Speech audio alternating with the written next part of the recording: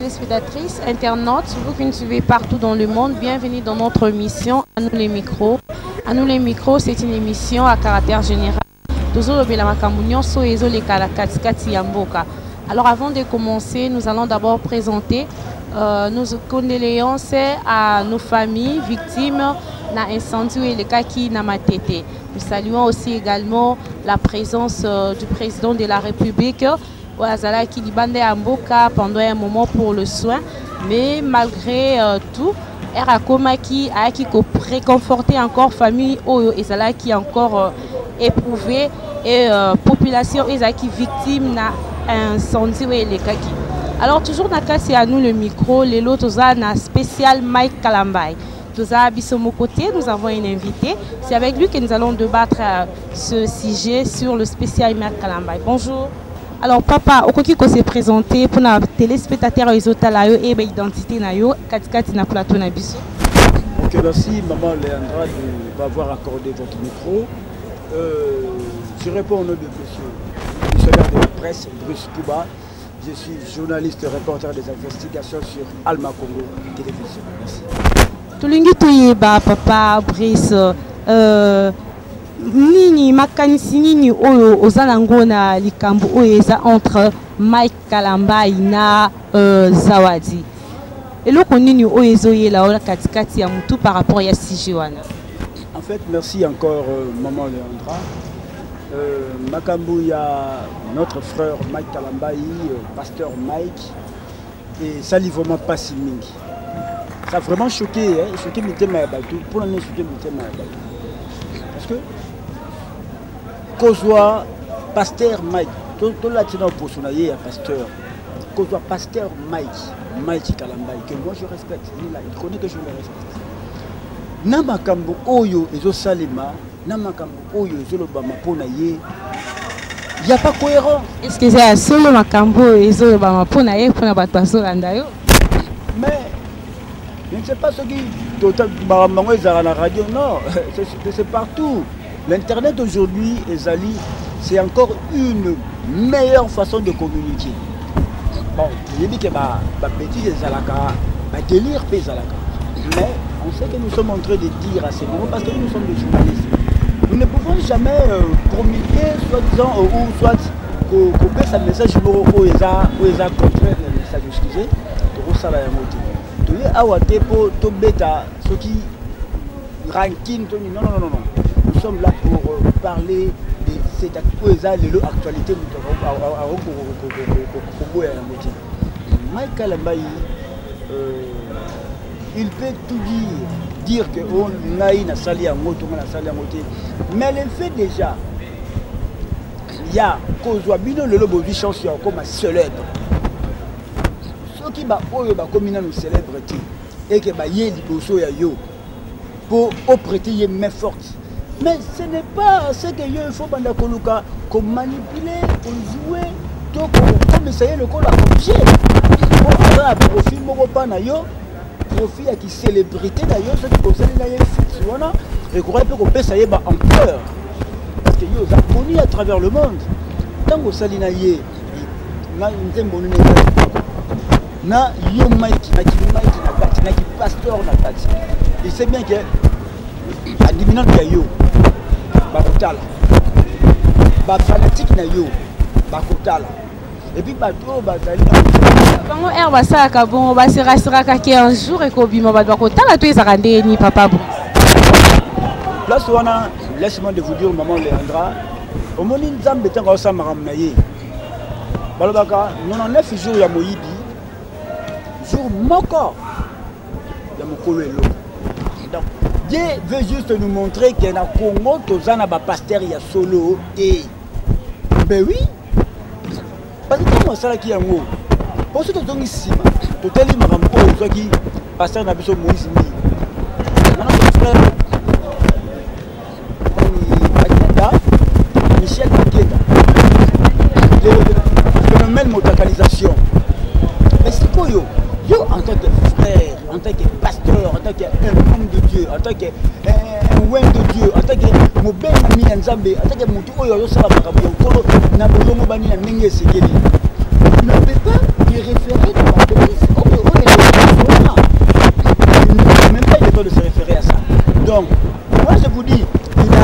de se référer à ça. Mais le plus grand problème est que nous avons mené à l'Ingi, à l'Axabino, à l'Axabi, c'est pas l'Axabokimo Beba, yé à Zaboye, yé à Zaboye, yé à Zaboye. Donc, ce qui est besoin de la bino yé, besoin d'aller pour un personnage, il y a Mike Kalamba. Mais, tout le monde était pour la Mossali dans le coup. C'est un peu ça. Et ça montage, ma cambo et les réseaux sociaux, surtout ils ont bango personnalité vraiment na bango. Là c'est quand même le moment Léandra concerne la mingi. Toi tu es journaliste, excusez-moi de vous tutoyer, vous êtes journaliste. Et moi je le suis. Nous sommes des journalistes des investigations avant les Awa. Mais j'ai eu le temps de faire mes investigations, maman. Donc je ne pourrais pas passer comme ça pour la bande de Baba Boba.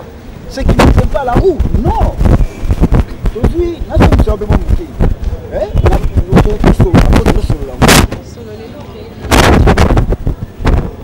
Et ça, on va voir ce qu'il circuler. Oh, Mike, à la baille, Artuna. Tu as la voix, tu as comme on a bisou. Oh, il y a d'autres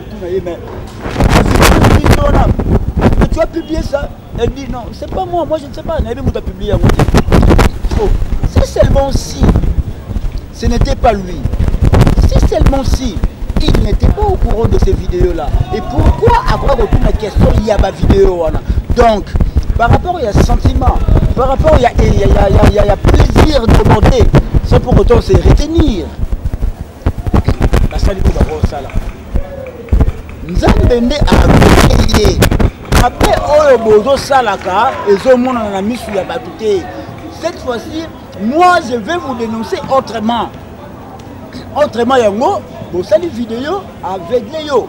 Aussi seulement si Azaki na l'issue de mon salut dans le colo. Angaka yeba, makambo oyo le dit na ba ninga na yeba pasteur, ba ninga na yeba ba musicien chrétien. Siko lelo oyo ndimi pour la vidéo. Pour le cas vidéo oyo et oyo dans la chambre il y a Mike. Dites-moi, est-ce que Mike Makibo Motouna bon la fiona à ça la vidéo, il y a ça wana. Nzambe nde alingi alakisa biso ke bazosambela na bosolo te. Et puis les choses graves c'est que moi je m'étonne. Vous prenez tout votre temps d'aller rassembler les pasteurs. Et excusez-moi, na pasteur Marcelo, je suis dessus de votre comportement. Je suis vraiment dessus. Moi je parle maintenant en tant que journaliste, je parle en tant qu'investigateur. Et je parle en tant que Congolais. Parce que les autres suivent la personnalité de la Congolais. Et surtout, il y a ma chrétien congolais. Aujourd'hui, bonjour Sangana. Vous prenez tout votre temps, tout ça la prière, la pasteur, dans la stade Camagnola. Vous rassemblez des pasteurs. Dans ce cas-là, on va pas président de la République et Pessibino. Vous allez enrichir ma poche. Vous allez ma poche. Vous allez mettre tout ça. Vous allez délire la vidéo. Mais Congo et Kebonga, Nengenini. Comment est-ce que le Congo peut développer, peut prendre l'échelle? Donc, bateau, le Congo, bateau, ya Satan. Est-ce que cela peut être un frein pour le développement à Congo? Évidemment. Maman Léandra, on peut signer un micro. Si je suis dites-moi, aux honorer les journalistes, aux down. C'est ça le coup là-bas. Vraiment, j'ai été vraiment touché. Hein? Non, le bango, c'est pas parce que je suis en train de dire, de donner mes avis par rapport à cela, que je suis vraiment choqué. Là, et là, Oyo, maman Léandra, au bout de tout le monde, rempli Oyo Dalil, un pasteur. La propre chambre, Oyo, un pasteur, Oyo, un pasteur, Oyo. Pasteur X, Azarana pasteur Y. Pasteur B, Azarana pasteur C. Si vous bango bata A B na C, balingaka bata X na Y T. Bakoki bango Oyo, azuma échelon moko boye. Donc, tu vas bailler que pasteur basambela ba pena kibosoro te ba yeba ni ba passe la puta nanga. Bon. Donc il ne va y maman Nzele Oyo. Maman Nzele tende. Et puis je me demande, est-ce que quoi nizo sala ba pasteur na ba pasteur ne bazo sala on? On a une affaire d'investigation. On a une affaire d'investigation. Je vous dis et je le reconfirme. Parce que s'il dit que ce n'est pas lui, mais c'est lui. Mais il a été piégé par des autres pasteurs. L'année d'intervention va passer entre autres le pasteur Marcelo, le pasteur Moïse Lié. Impliqué aussi. Donc en fait, je dis qu'ils ne sont pas impliqués. Bah dire Nabango, donc Ezola qui s'acquiert, bah tout Oyo, bah l'ignorante na mutu Oyo. Tant que mutu Oyo bah qu'il y a cela qui est en côté, mais ça peut y avoir aussi quand jambe moko ezala, ça se fait. Quand jambe ezala pour na boye pour na boye. Et aujourd'hui, le pasteur Mike Alambaï a démissionné na Majabou, a démissionné. Alors il a exercé le souffleté. Nous sommes en côté où ils ont un rapport dans le Koro. Dites-moi, maman journaliste, pas dit ça. Comment Michel Bakenda c'est Nouaneleka qui a démissionné, qui Paul Wakeno a exercé le sous-souté Moussala. Donc ils ont la même chose, ils ont les gars toujours. Voilà. Donc comme il concerne la bilo pour eux, bah motakaliser bino et après, boyer tellement boyer que la population et puis boyer que bah la bino bah ça va naïf. Moi je regrette. Là vraiment on a regretté pour la bino. Ça que boyer nzambe au biso de se confie pas la bino. Ni moi tant que yo mon ça bah motakaliser yo. Moi, en tant que missionnaire, parce que moi, je suis mais il y a qu'on se confie dans une négini. Il y a qu'on se confie dans une négini. Avec tout ce que vous abusez de. Vous êtes nous avons. Maman, vous êtes comme l'attente de la fin. L'attente de la fin. Signe qui est en train de se faire voir, ils ont accès directement, qui attendent de la fin. Mais tout le monde parce que. Ça là, votre lobby, c'est un bimba liboso. Liboso balami balé pesa. Liboso balami ça du pesa. Donc comina, on on ne sait quoi dire, on ne sait quoi confirmer. Parce que Nzambe à la kisi a bimi sur l'empoisson. Ça va bimi ça rapporte l'empoisson la morte. Il te laisse le temps de demeurer dans des bêtises, demeurer, suyer comme on a, et à ce qui a comme non, comme on a et cause la société, peuple congolais, mes enfants, je dois vous montrer les vrais visages de vos pasteurs. Là, ça vient de vrai visage de Oyo, par l'autre Moussa Kombo n'a pas de longue vanité. Voilà, papa Brice, toujours, il a connu les autres poussés, va se comporter ainsi. Bon, je de la presse, je peux dire ceci. Et là, quand il a poussé Bango, il s'est dans le colo dans le cadre de la Bango. Il y a un moment journaliste. Bazande dans le colo, vous m'avez dit Bango. Oh, tout le monde, Yezu, Tongu, à quel qui ressemble là. Nyoka, si je ne me trompe pas, tous les chrétiens qui m'ont dit vous allez moi dans Zambé, ni Bouaka. Zamba Rosani, à Kobi qui s'est égalé, Bameka Kanzambe, il le lobby, résister au diable, mais fuyez quoi? L'impudicité. Mais vous, les pasteurs, vous n'êtes pas de Dieu. Comment est-ce que vous ne fuyez pas l'impudicité? Parce que l'impudicité a des mots au Azali puissant et puis Azali fort. L'impudicité. Parce que yo, moi je vais résister à l'impudicité. Et yo, au na brutalisation. Et yo, au na joba. Si quoi, dites-moi, moi en tant que missionnaire de la presse, je veux dire quoi? Non, mon rôle est de parler, je parle. Mon pasteur Mike Alambaï, parce que vous me connaissez, pour l'Andangaï, avec tous les regrets qu'il y a dans le micro, il y a François Léandra, je suis déçu, énormément déçu. Parce que il faut qu'on prête à exemple, la pino, c'est la diba, parce que le rôle là-bas, icône, valeur, Olinga, Alex Bino, oh, vous allez nous naïves, vous n'avez pas encore compris que Basali, oh, Balota Mousala Kombo Langa, Basali a soloté. Basali a soloté. Basali a soloté. Combien de sommeil? Moi, je ne suis pas là pour diviser l'église de réveil, l'église de réveil catholique, protestant ou quoi là. Mais moi, je parle de pasteur. Parce que ma camarade de Yogina nous sang moté babotakalisé. Parce que ma sango basala la valeur. Vous préférez Bassango que les hommes de Dieu et l'église réveil. Oui, mais excusez-moi, je suis catholique, je suis catholique. Mon père est catholique, il n'est pas catholique. Mais, invité à rappeler l'église de réveil, parce que c'est la parole de Dieu. Mais ça fait mal aujourd'hui donc l'église de réveil, parce qu'au coup de pasteur, on a pasteur au Balarantine. Pasteur au Balarantine. Est-ce que vous savez aussi que dans l'église catholique, le Coran est à la cato et à la raté? Maman, laisse-moi te dire quelque chose. Je ne peux pas dire que Bassango Bazaba saint. Non, non. Bazaba saint. Mais les répétitions de montacalisation, ça commence à déranger. Je te dis vrai, ça commence à déranger. Il faut que c'est l'église de réveil aussi. Et vous souhaitez l'église de réveil, il y a un moment, les lots, assemblée là, on a quoi pour l'église on a. Pasteur, il y a un salle, bon, on a un salle de nez. On m'a dit, diacre, abimarana, maman diaconèse. Non, donc, c'est ça. Par rapport à l'église de réveil. Parce que, dans l'église de réveil, on doit le montrer à Zati. Pour l'église d'ailleurs. Mais dans l'église, le roi catholique, voilà. Ceux qui vont attraper à B, sans qu'on ait délire, il y a boy. On a excommunié. Donc, il y a des boy, on doit le montrer.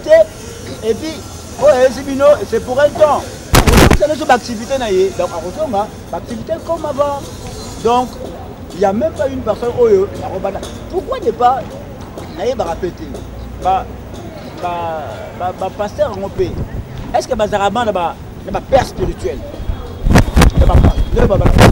Parrain.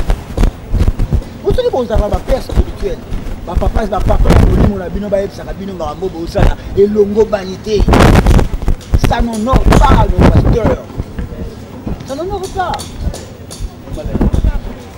Toujours dans le même sujet, toujours l'ingato yeba l'accusation par rapport à le pasteur Mike Kalambay dans la vidéo. Est-ce que Eza Makambo solo? Toi et Soukaki Kaka dans la voice Kaka. Maman Leandra, ton soeur, qu'est-ce que tu appelles accusation? Nani a accusé pasteur Mike? Non, c'est la dame elle-même qui a dit. Il y a d'autres pasteurs qui sont en train de parler sur ça. La dame vient me dire que ça va aller 3 fois. Pour la 3e fois, ça va aller. C'est pas problème. Ça va aller. Il y a 6 mois, c'était pas bon. La dame a donné le bango clair. Ce n'est même pas à mâcher les mots, ce n'est même pas à cacher. Quand la dame dit comme ça, vous voyez que tozalaka na biso na baronki tozala boyokanité tokosaka ne mboka po to osambela mboka po to pesa suba tutu na mboka po mutu oyo azosala makambo boye. Donc basangani na ba constituel wana prier pour le Congo, c'est détruire le Congo, c'est rendre le Congo impuissant, c'est rendre nos autorités aussi impuissantes, parce que ndenge ba osala ba délire wana yo on dit que bazana esprit saint na bango to molimo mozota na kati. Donc, on a annoncé un message dans Mokonza Mboka, Atala la biso marambu oyo ba pasteur ba komi comme ça la. Atala ondenge nini papa pour s'éclaircir. Mais Atala la biso parce que moi sanction il faut ça la cas. A créé commission moko ba pasteur commission moko pour ceux pasteur moko be centre moko ministère moi c'est le moko sanction il y a 3 ans. Après ça raté ça la ninte pour et batubusu ça la bêtise on va s'acquitter déjà dans la missa là-bas on va sanctionner pour s'acquitter alors bien permis il y a qualité nini l'on est la série non a permis son inde et l'autre ko yonde et qui ba ko ba ko sala boye o sali buzoba o welisi natiki olimezanga o sala boye aujourd'hui c'est Mike Kalambay. Demain, il y aura encore une autre personne qui viendra faire la bêtise. Et puis, nous devons par rapport à la mondialisation. Donc, ça ne tient pas. Maman journaliste, vraiment, je te dis, ça ne tient pas. Si quand on a la place, il y a Serre Zawadi.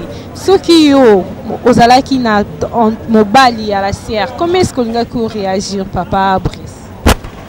Bon, franchement, Ma réaction, ma réaction, c'est vraiment charnel, hein. Mais ça me suit. Parce que moi, si nanga o na bali na pesi mbongo na honoré deux familles vendus to sepeli na kutie na ba bêtise na kuté oh na zo monde na ba bêtise boy même ata nzamba lobi même ata nzamba lobi loko moi kokara oyo kabula ba il y a lobby qui est forcé, c'était pas volontairement. Non forcé wana surtout pas forcé comme viol alors qui a violé était mais à conditionner qui est par rapport il faut y a featuring basala tellement il y a qui assoiffé il y a fitina Maï Kalambaï ne savait pas que parce qui est pot de banane attendez tout à moi ma campé à quoi il a entre il ne sait pas tel wana a il a profil est-ce que avec un profil il y a featuring to a qui na idée mouton se derrière la tête donc il y a un lobby bazo ça la activité la bango bazo réfléchir na kibonzambe te na zomu sou na les bandés pour la cité bazo ça les la kibonzambe te si seulement si badai conseil la bonzambe baza pourquoi qui conseille la marambo ba ça la te yango na vu na le pesa moi exemple il y a Fumu Moro Fumu Tile alobi boye alobi basali na nzambe bakoki kokota masolo ya politique te bafumu bakoki kokota masolo ya politique te lokola basali ya nzambe bakoki masolo ya politique bakomi bato ya lokuta parce que politique na biso ya Congo to marché ba monter to kena mo à côté il y a trop de mensonges dans la politique na biso est mabé entre autres autre monde n'a pas pasteur là aujourd'hui moi n'a pas dans la coup de chapeau na Fumutile maman Leandra koyamba yo pe koyamba yo o expliquer ndenge expliquer ifenga que ba pasteur ba dérailler ba ya suna ba lina ba moté yango ba comme la sema motakalisation. Voilà, Papa Brice, nous tendons déjà vers la fin de notre émission. Si vous avez un dernier mot, un mot à lancer à la population Bazolandayo. Merci, maman Leandra. Je suis vraiment très ému et puis très content. Il y a le Sanga dernier mot. Bandeko, ba Congolais, tout ça là, ba naïveté, tout ça là, ba fanatique. Parce que le fanatisme aujourd'hui, ça tue ce pays. Pour la fanatique, il y a Songolo. À tout le monde, il y a beaucoup de pratique. Montage. Et puis, je lance un appel au pasteur. Bino bateau yo bozo kamba biso. Biso bateau de Zali ba paté na bino. Vous prêter exemple. Tout le monde a bien le rôle de demi-dieu.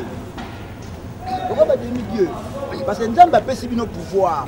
Pouvoir, on a il y a côté à biso, tout le monde a mis tout le monde il y a un colo. Si nous avons une motakalisation, nous avons un délire, nous avons un pour ça, la bêtise. Nous avons un tant que pasteur, nous avons un on prêter un exemple pour missionnaire de la presse, n'a honoré moi. Comme exemple, pasteur, vous avez pour ne pas citer le nom. Donc ça ne fait pas bien. Ça ne fait pas bien, ça ne fait pas bien. Maman Léandra, vraiment, ça ne fait pas bien. Vraiment, c'est ça qui te retient. Donc, conseil Nangezali, ma pasteur, s'il vous plaît, quand il y a un Nzambe déjà, il y a un Nzambe.